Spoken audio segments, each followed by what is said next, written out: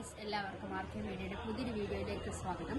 അപ്പോൾ നമ്മൾ ഇന്നത്തെ വീഡിയോയിലൂടെ ഒരു ബ്ലോഗ് വിശേഷങ്ങളായിട്ട് പങ്കുവെക്കുന്നത്. നമ്മളിപ്പോൾ ഉള്ളത് പാലക്കാട് ജില്ലയിലെ കോട്ടപ്പുറം ബ്ലൈൻഡ് സ്കൂളിലാണ്. ഇന്നും നാളെയും ഇവിടെ ജൂനിയർ സെലക്ഷൻ ചെസ് ചാമ്പ്യൻഷിപ്പ് നടക്കുകയാണ്. അതിൻ്റെ വിശേഷങ്ങളാണ് നമ്മൾ ഇന്നത്തെ വീഡിയോയിലൂടെ നിങ്ങളുമായിട്ട് പങ്കുവെക്കുന്നത്. അപ്പോൾ നമുക്ക് ഒട്ടും സമയം കളയാതെ നേരെ വീഡിയോയിലേക്ക് കിടക്കാം. നമ്മുടെ വെന്യൂവിൽ കയറി വരുമ്പോൾ തന്നെ കാണുന്നത് ഇതുപോലത്തെ ഒരു സെൽഫി കോർണറാണ് കേട്ടോ. എല്ലാവർക്കും സെൽഫി ഒക്കെ എടുക്കാൻ വേണ്ടി പറ്റുന്ന ഒരു പ്ലേസാണ്.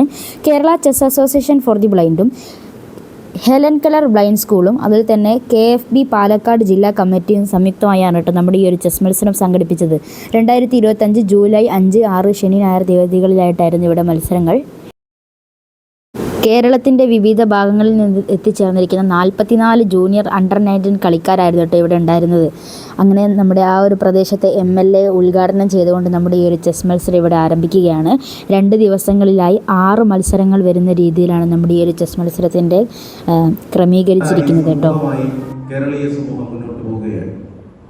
കേരളം മാത്രമാണ് ആ നിലയിൽ മുന്നോട്ട് പോകുന്നത് എന്ന് നമുക്ക് പറയാനാകില്ല. ലോകത്ത് നമ്മേക്കാൾ മുന്നേ സഞ്ചരിക്കുന്ന പരിമിതിയുള്ളവരുടെ ശേഷിയെ കണ്ട് അവർക്ക്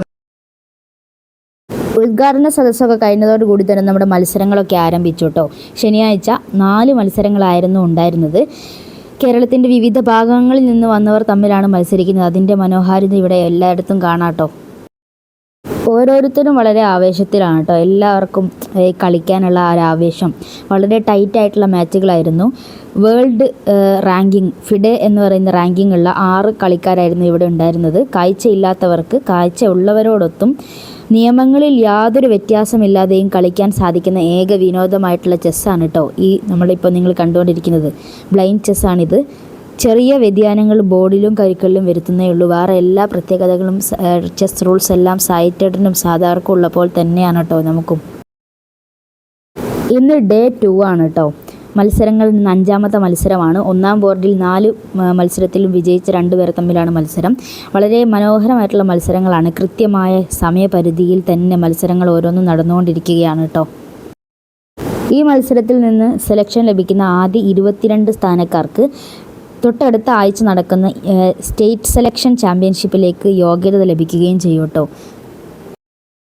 ആദ്യ മത്സരങ്ങളൊക്കെ പലവർക്കും എളുപ്പമായിരുന്നെങ്കിലും പിന്നെ അവസാനമായപ്പോഴേക്കും മത്സരങ്ങളൊക്കെ ടൈറ്റ് ആവുകയാണ് കേട്ടോ. 5-6 റൗണ്ടുകളൊക്കെ ആയപ്പോൾ എല്ലാവർക്കും ജയിക്കാൻ വേണ്ടിയുള്ള ശ്രമമാണ്. എല്ലാവരും അത്രയ്ക്കും ടൈറ്റ് കോമ്പറ്റീഷനായിരുന്നു അവസാന നിമിഷത്തിലുണ്ടായിരുന്നത് കേട്ടോ. ഇതായത് കണ്ടില്ലേ, സമ്മാനദാനാർഹരായിട്ടുള്ള ആളുകൾക്ക് കൊടുക്കാനായിട്ട് സമ്മാനങ്ങൾ ഇതാ ഇവിടെ തയ്യാറായി കഴിഞ്ഞു. നമ്മുടെ 2 ദിവസം നടന്നിരുന്ന മത്സരം ഇതാ ഇന്നിവിടെ അവസാനിച്ചിരിക്കുകയാണ്. ഇനി പ്രൈസ് ഡിസ്ട്രിബ്യൂഷൻ മാത്രമാണ് കേട്ടോ ബാക്കിയിരിക്കുന്നത്. അവിടെ തന്നെ KFBയുടെ മെമ്പേഴ്സിൻ്റെ കുട്ടികൾക്ക് സൈറ്റഡ് ആയിട്ടുള്ളവർക്കും ഒരു ടൂർണമെൻറ്റ് നടത്തിയിട്ടുണ്ടായിരുന്നു. അവർക്ക് നമ്മുടെ കൂടെ ഒരു മത്സരം നടത്തിയിട്ടുണ്ടായിരുന്നു. അതിൻ്റെ എല്ലാത്തിൻ്റെയും പ്രൈസ് ഡിസ്ട്രിബ്യൂഷനാണ് കേട്ടോ ഇന്നിവിടെ നടക്കാനിരിക്കുന്നത്. ഈ കാണുന്ന ട്രോഫികളൊക്കെ ആർക്കെല്ലാം കിട്ടുന്ന ആകാംക്ഷയോടെ കാത്തിരിക്കാനായിട്ട് എല്ലാവരും. ഫുഡായാലും അക്കോമഡേഷൻ ആയാലും എന്തുകൊണ്ടും വളരെ മനോഹരമായിട്ടുള്ളൊരു ടൂർണമെൻറ്റ് തന്നെയായിരുന്നു കേട്ടോ. എല്ലാം സമയബന്ധിതമായി തന്നെ അവസാനിച്ചു. ഇനി പ്രൈസ് ഡിസ്ട്രിബ്യൂഷൻ്റെ വീഡിയോസാണ് നിങ്ങൾ കാണുന്നത്.